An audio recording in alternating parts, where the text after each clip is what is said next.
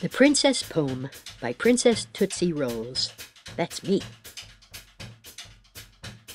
The night was right for having a ball, so the people were called, come one, come all.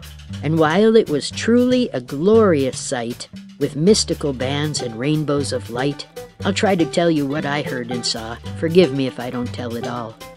The news was declared, it was heard far and wide, that citizens of Humboldt should learn how to ride. So they gathered spare tires, hammers, and glue, and they set up a lab to decide what to do. They built bikes too big, and they built bikes too small. They built spinning bikes that didn't go anywhere at all. They built a huge bike. It had lots of tires, and headlights, and tail lights, and exploding fires. And they said if things work just as they oughta, we'll even be able to float on the water.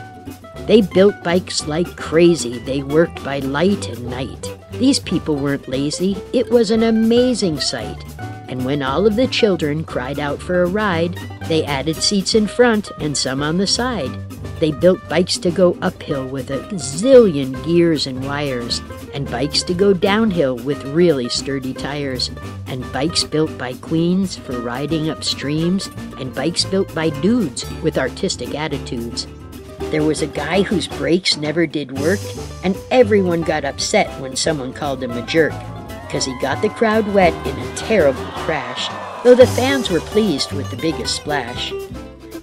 There were teams who couldn't win, and teams who couldn't lose, and teams who raced like they were on a booze cruise. There were teams who knew it was all for the glory, and teams who told a different racing story.